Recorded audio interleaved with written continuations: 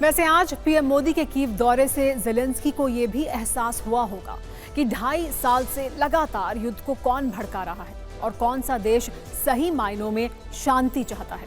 क्योंकि आज ही खबर आई कि अमेरिका ने रूस से जंग लड़ने के लिए यूक्रेन को $125 मिलियन की नई सैन्य मदद देने का ऐलान किया है, जिसके तहत यूक्रेन को अमेरिका से एयर डिफेंस मिसाइल सिस्टम से लेकर आर्टिलरी शेल्स तक मिल सकते हैं।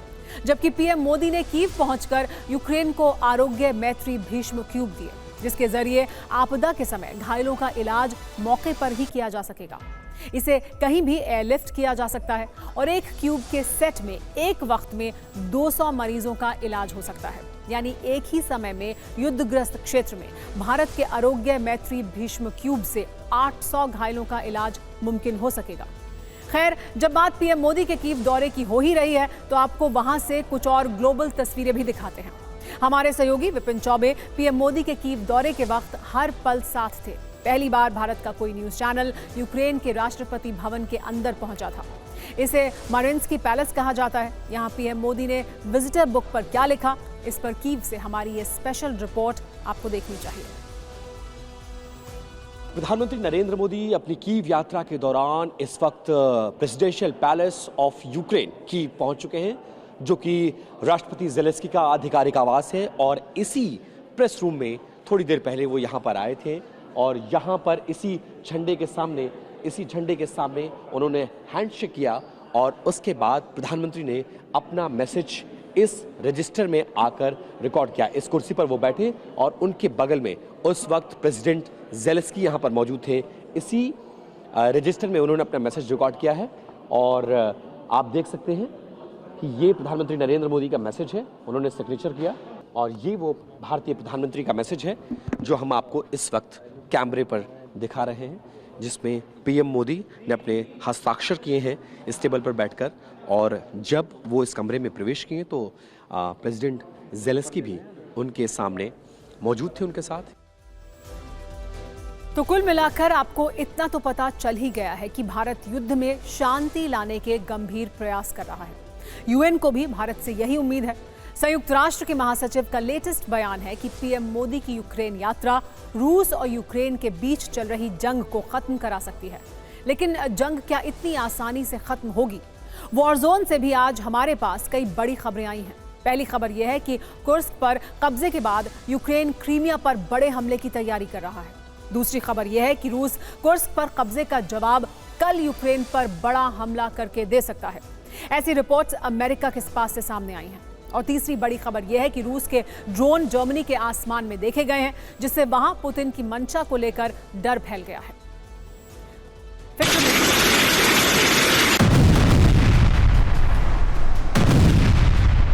रूसी शहर कुर्स्क में यूक्रेनी फोर्स लगातार आगे बढ़ रही है।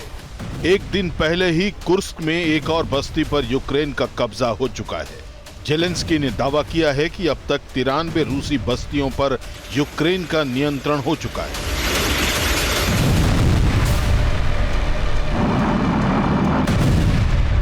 लेकिन यूक्रेन यहीं पर रुकने वाला नहीं है।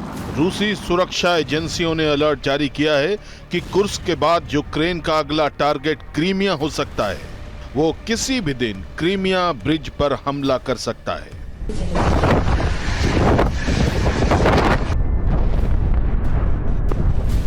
रूस को इनपुट मिले हैं कि यूक्रेन क्रीमिया ब्रिज पर एक साथ कई मिसाइलों से हमले कर सकता है। क्रीमिया ब्रिज को उड़ाने के लिए नेपच्यून मिसाइल लॉन्च कर सकता है और क्रीमिया ब्रिज के आसपास तैनात रूसी एयर डिफेंस को निशाना बना सकता है। यूक्रेन अगर इतना आक्रामक है तो जवाब रूस की ओर से भी देने की तैयारी है। 24 अगस्त यानी शनिवार को यूक्रेन राष्ट्रीय ध्वज दिवस मनाएगा। इसी तारीख को यूक्रेन 1991 में सोवियत यूनियन से टूटकर अलग देश बना था। ऐसी खबरें हैं कि रूस इस दिन कीव पर बड़े अटैक करने वाला है। ऐसा अंदेशा अमेरिका और चीन भी जता रहे हैं। इसलिए दोनों ही देशों ने अपने अपने नागरिकों को तुरंत यूक्रेन छोड़ देने के लिए कहा है।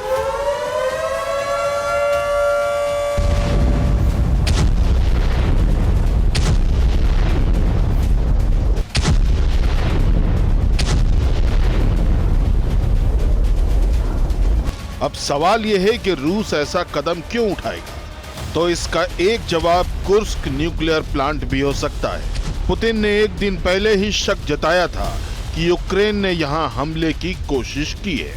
पुतिन को लगता है कि कुर्स्क में यूक्रेन को बढ़त के पीछे पश्चिमी देशों का हाथ है। रूस ने इस संबंध में नेटो को चेतावनी भी दी थी। इस बीच खबर यह भी है कि रूस के ड्रोन जर्मनी के आसमान में नजर आए।